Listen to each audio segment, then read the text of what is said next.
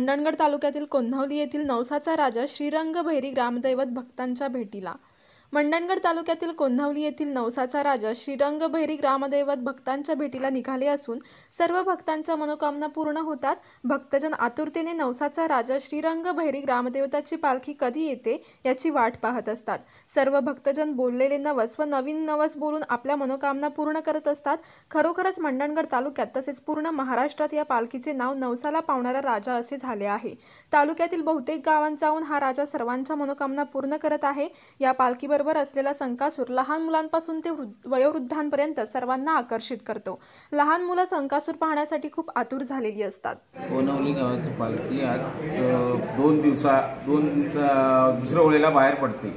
यात 7 दिवस बाहेर आम्ही बिना चप्पलशी आम्ही प्रवास करतो आणि वाडवडिलांनी जसा आमचं जे प्रथा चालू ठेवलेली आहे तशीच आम्ही ह्या जवान लोकांनी पण चालू ठेवलेली आहे।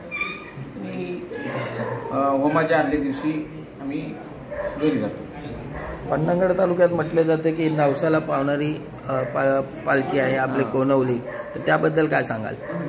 श्रीरंग भैरी कोल्हावली ही नवसाला पावणारा राजा हे सगळं परक्यात आहे। शिमग्यात त्याचं सगळं आणि कुठे जाव तिथे आम्ही आज 3-3 वाजेपर्यंत पायी प्रवास करतो।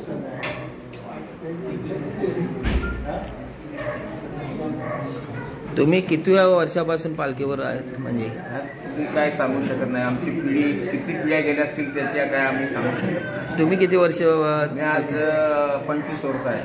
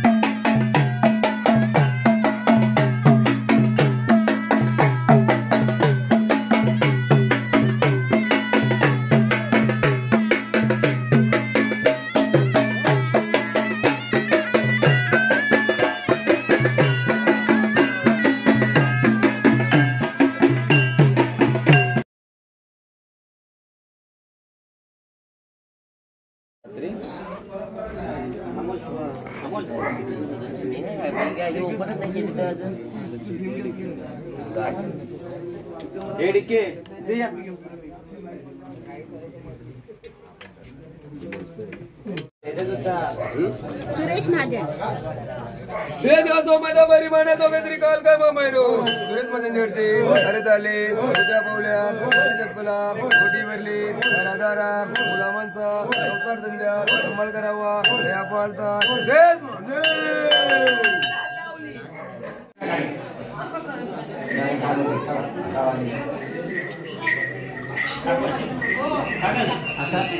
असा वर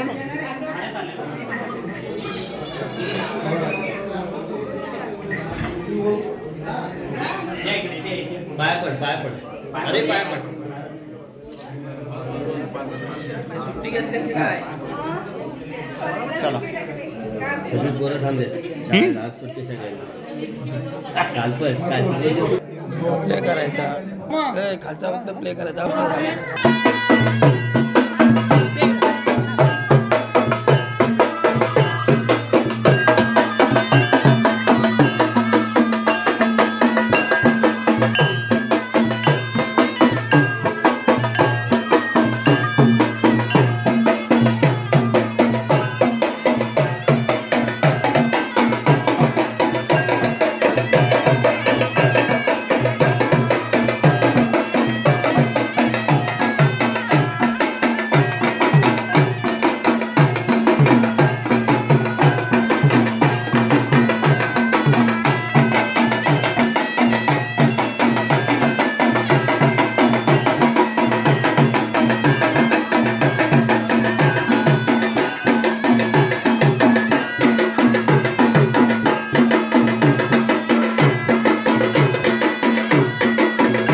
दोघं श्री काल काय मामायनो गणपतीवरती हरताली गंगा पावल्या गणेशला ओटीवरली राजाराम गुलामांचा लवकर लिंद्या करावा